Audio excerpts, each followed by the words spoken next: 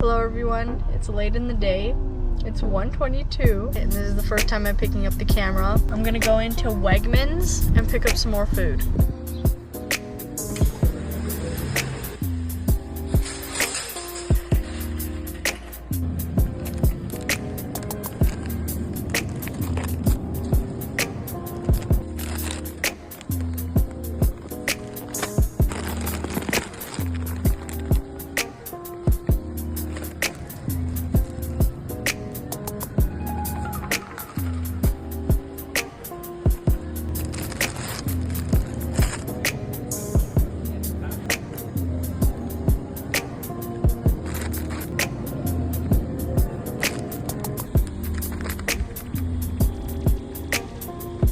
Off to the beach we go.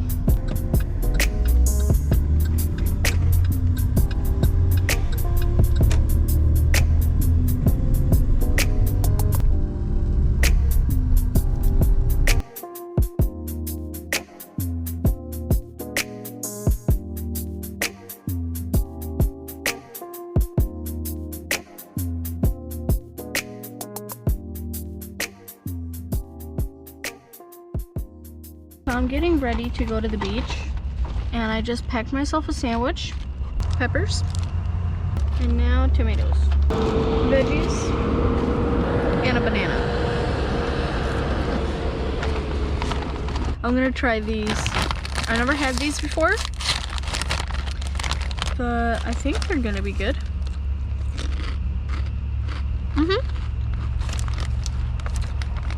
It's a little bit sweet. They're like hollow. It's so weird.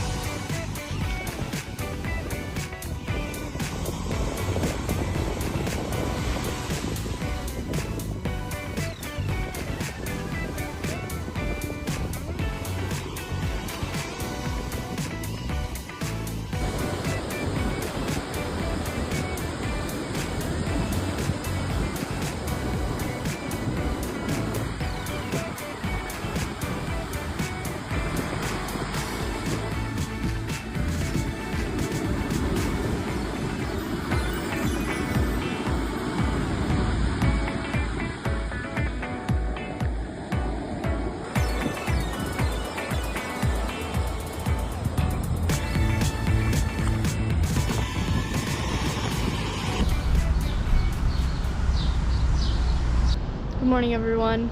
I found a nice place to park. It was only $3.40 for an hour instead of the parking structure that I was gonna go park at. That was $16 an hour. I cannot believe that I was just about to pay that. Anyways, we are walking to the Liberty Bell and there's a couple more monuments that are around here. There's like a Washington statue and some other kind of independence something.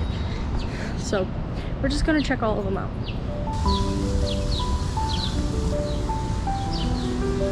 That stays on 24/7. It's called the Eternal Flame. Freedom is a light for which many men have died in darkness.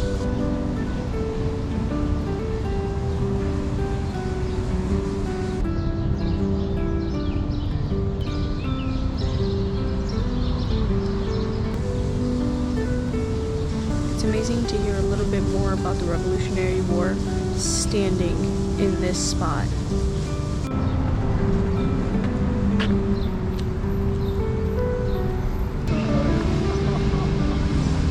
We're gonna go into the Historical Independence Hall. I missed the free admission into Independence Hall by 20 minutes. Anyways, I tried looking up tickets for the Independence Hall, but they were all sold out for today, so I couldn't get in. We're gonna start walking to the Liberty Bell.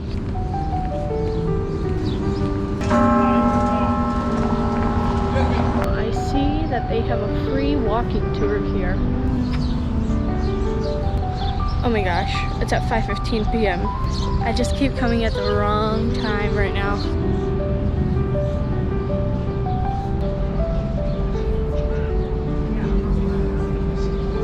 The Liberty Bell, 15 minutes from this point, and that no tickets are required. That is what I want to hear. Once you get inside, this is more of a sit and read. They have a lot of different plaques here, so I'm just going to spend some time and read all these.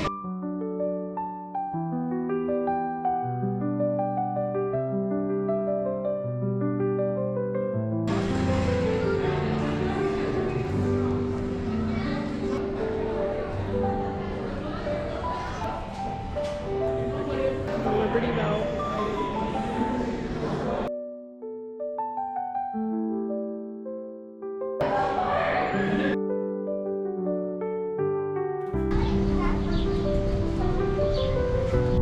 Nice to just walk around Philadelphia for a couple hours.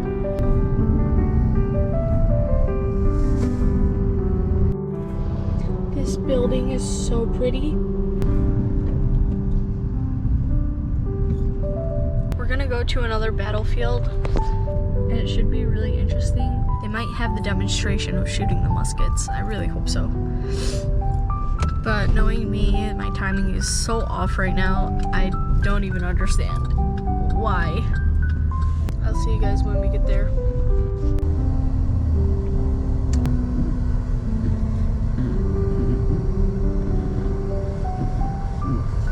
We made it to Brandywine Battlefield, and right now I'm just walking into the visitor center because this is where you buy the tickets. It's $8 if you're in AARP.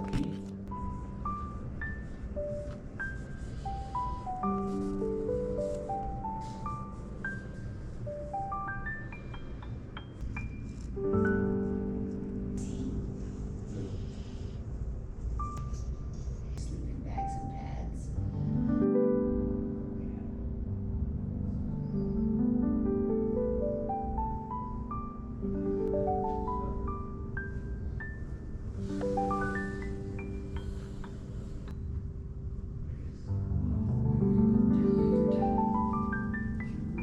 So we do have a tour at 1:30. It's at the Ring House, and that was Washington's headquarters during the battle that was fought here on this battlefield. And then at 2:30 we have another tour at the Gilpin House. I'm gonna make myself a sandwich for lunch, and then we're gonna start touring the rest of the place. I have this little map. Let's get started on this tour. It's so hot right now.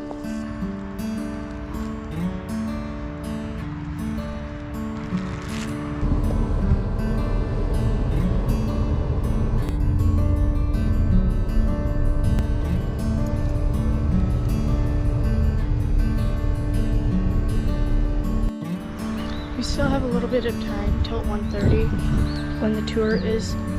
So I'm just looking at the ice house though. It's so deep.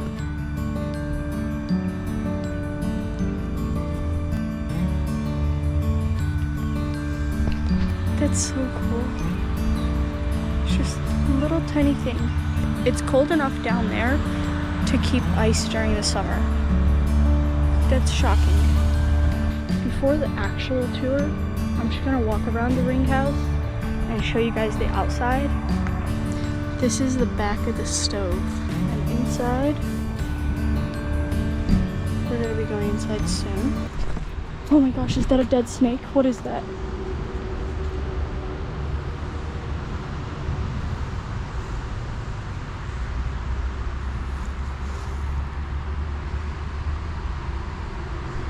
Oh my gosh.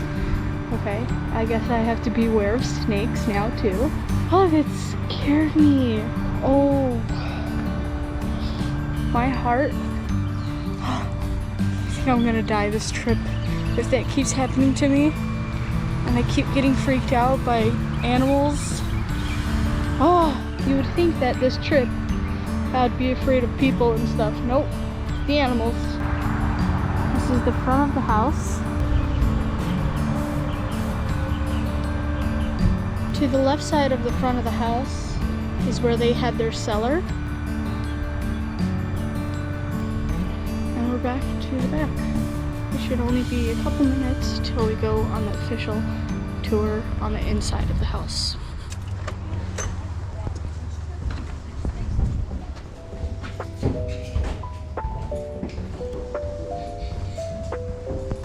All right, welcome. This is Benjamin Ring's office, so to speak.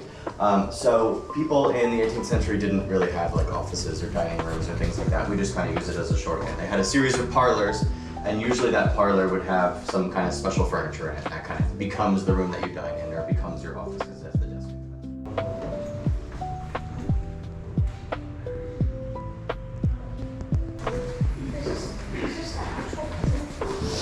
I was going to open that door, then I saw the size of that snake out there. Close it right back up. So we'll just avoid using that door from here on out. All right, welcome to the Benjamin Ring parlor, I guess we could call it. So when Washington came here, we don't know for sure, but we think that he just occupied the first floor of the house and basically used it as an office.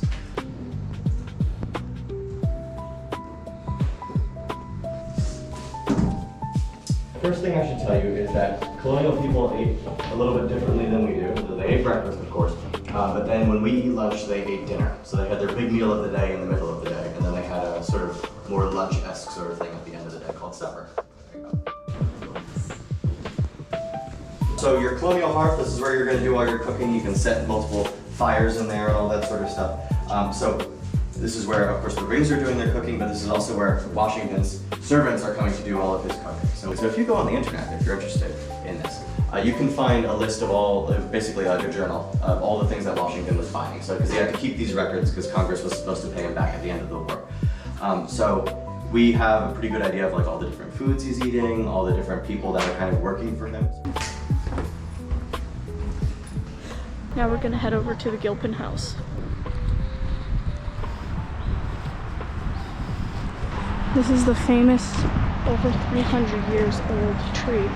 It's massive. Oh my goodness. Welcome to the Gideon Gilpin house.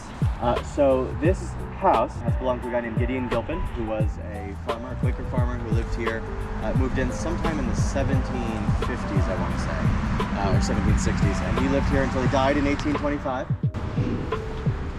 Everything in this house is original, everything in the Ring house is a reproduction, everything in here is original.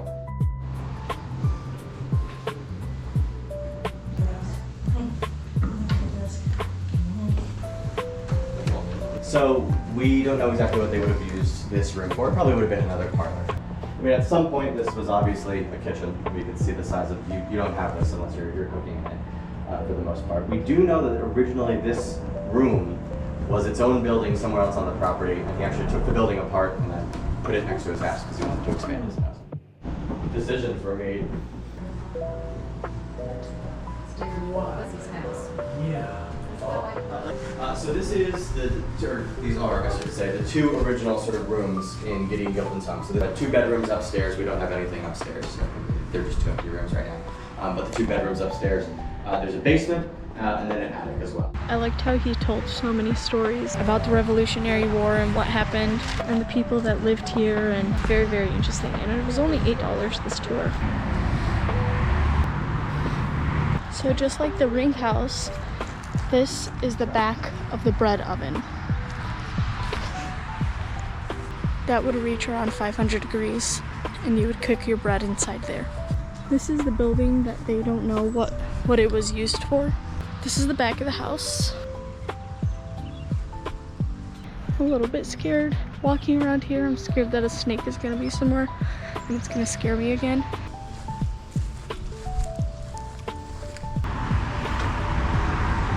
Let's go check out the sheds in the back. Very cool, very interesting. It's amazing that they own about 400 acres of land. This place was very cool. Definitely come around noon so that you can see the museum a little bit and then go on the 2 tours. I don't know exactly if they have them at 1:30 and 2:30 every day, but getting the tours, well worth it, because you actually get to go inside the house. If you decide to come and visit, this is Brandywine Battlefield.